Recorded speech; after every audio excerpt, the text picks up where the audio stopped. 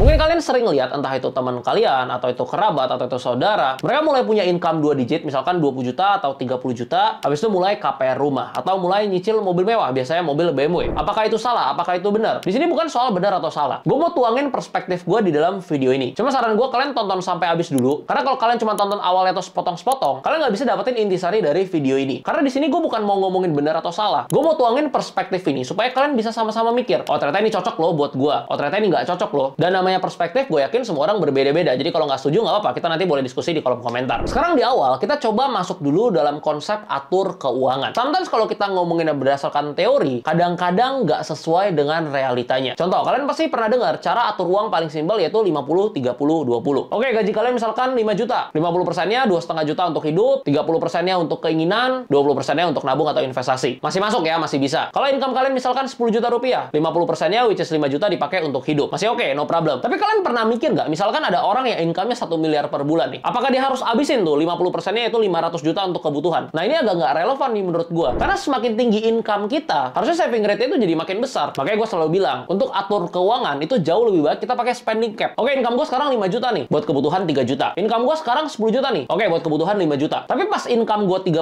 juta, coba buat spending cap-nya di 10 juta. Biar apa? Biar bisa save lebih banyak. Atau kalau income-nya misalkan udah 100 juta, spending cap di 20 atau 30 juta. Jadi 70-80% bisa dialokasiin untuk investasi untuk masa depan. Itu pertama, untuk teori atur uang. Yang kedua, ada juga teori seperti ini, bahwa cicilan kita atau angsuran kita setiap bulan itu nggak boleh melebihi 30% income. Sebenarnya secara teorinya bagus, benar. Tapi kan bukan berarti kalau kita punya income sekian, habis itu kita diharuskan punya cicilan, right? Kalau nggak punya cicilan ya lebih bagus, kenapa harus gitu? Nah, namanya manusia, kalau udah punya uang lebih gitu, pasti pengennya dua, beli rumah atau beli mobil. Karena ini sesuatu yang kelihatan nih dan bisa dinikmatin. Rumah bisa buat tinggal, mobil bisa dipakai untuk bepergian, untuk transportasi. Di sini gue disclaimer dulu, nggak ada salahnya untuk beli rumah dan beli mobil loh ya. Tapi gue mau jelasin sedikit hal yang mungkin kalian jarang dengar di luar sana, bahwa penghasilan itu nggak pernah tetap. Nah, mungkin kalian yang nonton mulai mau marah nih, khususnya yang kerja kantoran mungkin. Kenapa penghasilan nggak tetap? Gue bukan dagang kok, gue bukan bisnis kok. Kalau bisnis atau dagang kan omset naik turun, berarti penghasilan naik turun juga. Gue kerja misalkan sebagai manajer, gaji gue 30 juta nih, ya tetap dong 30 juta. Iya benar, tetap 30 juta. Kalau apa? Kalau nggak ada problem. Kalau perusahaan tersebut tetap sehat. Pertanyaan gue, kalau misalkan tiba-tiba ada badai PHK gimana? Kalau kinerja lu tiba-tiba nggak memuaskan, habis itu perusahaan cari orang yang lebih pintar, yang lebih jago dengan gaji yang lebih rendah daripada lu gimana? Nggak pernah kan mikir sampai ke sana kan? Jadi sebenarnya penghasilan tuh nggak pernah ada yang tetap. Kalau bisnis dagang udah pasti naik turun. Sama halnya dengan kita bekerja di perusahaan. Ada resiko kena PHK,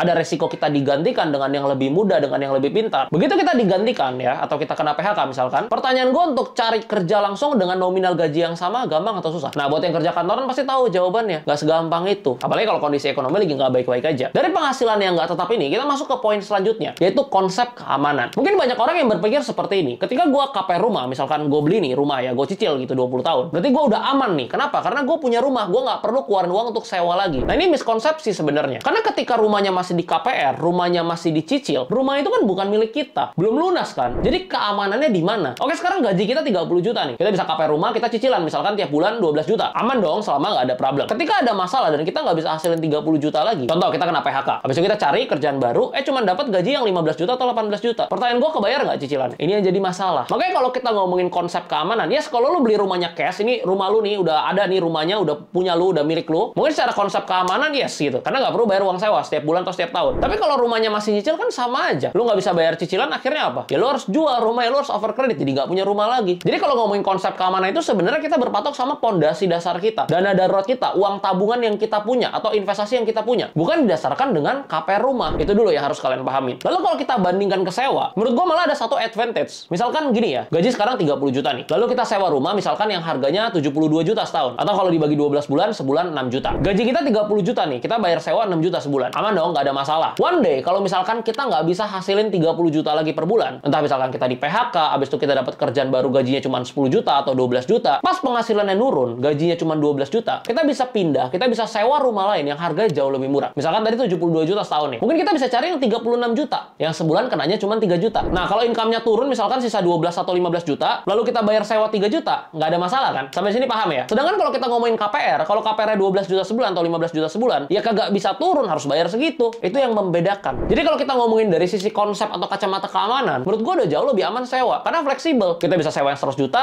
kita bisa sewa yang 50 juta, atau penghasilan lagi menurun nih, kita sewa yang 30 juta pun nggak masalah. Sama-sama masih bisa tinggal. Itu tadi gua ngomongin pakai konsep gaji 30 juta loh. Gimana kalau yang gajinya 100 juta, habis itu KPR 40 juta? Habis itu misalkan tiba-tiba kena PHK, cari pekerjaan baru, cuma bisa dapat 30 juta sebulan. Gimana no bayar KPR-nya? Nggak bisa. Jadi kalau misalkan kita ngomong dari konsep keamanan, menurut hitungan gua loh ya, ini opini ya jauh lebih aman sewa. Nah, cuman biar adil, kita masuk konsep yang satunya lagi, yaitu konsep kenyamanan. Kalau ngomongin kenyamanan, itu udah no debat. Punya rumah sendiri udah pasti jauh lebih nyaman. Kenapa? Karena kita mau apain aja udah bebas gitu kan. Mau kita bangun begini, mau catnya kita ubah, misalkan parkiran depan kita bikin taman, segala macam, itu udah terserah kita. Dan juga buat yang udah berkeluarga, yang udah menetap misalkan di suatu tempat, anak sekolahannya juga dekat rumah cuma 5 menit misalkan, dan udah nggak mau pindah-pindah, ya udah pasti jauh lebih nyaman. Ini dari kacamata kenyamanan. Makanya kalau debatin sewa atau beli ya, itu nggak akan pernah ada habisnya. Tapi menurut gue pribadi, kalau mau cari keseimbangan antara keamanan dan juga kenyamanan, yaitu beli ketika kalian udah punya aset at least 60% dari harga rumahnya. Maksudnya gimana? Misalkan harga rumahnya 2 miliar nih. Beli ketika kalian udah punya aset liquid sekitar 1,2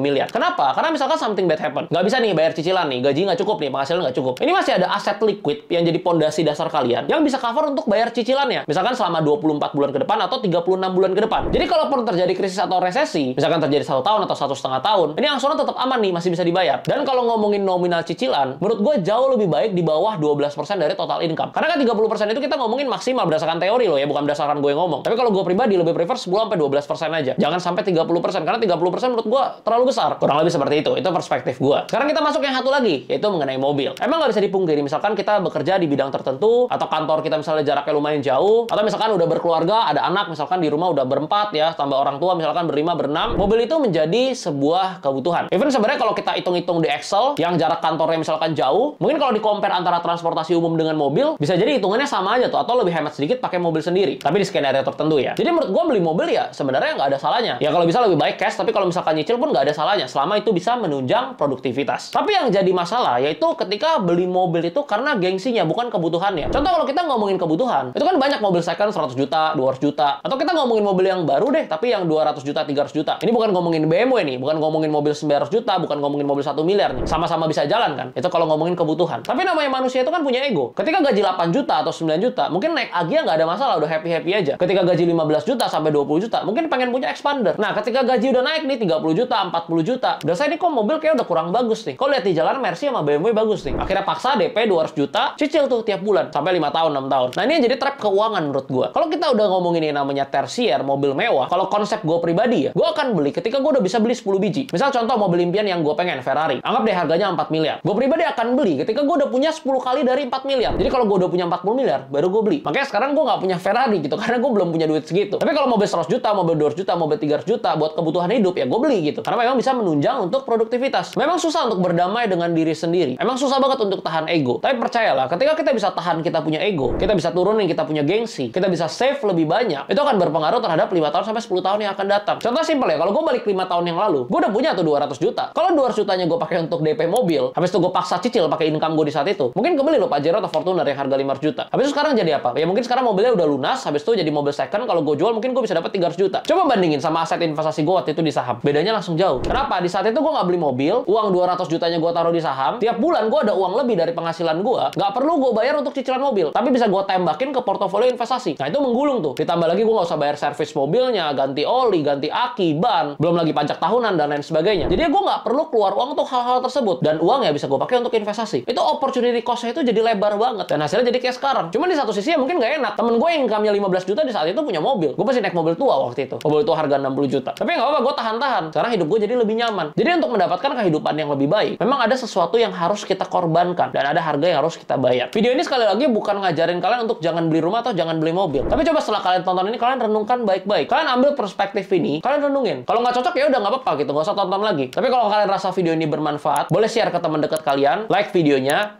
dan jangan lupa subscribe kalau kalian suka.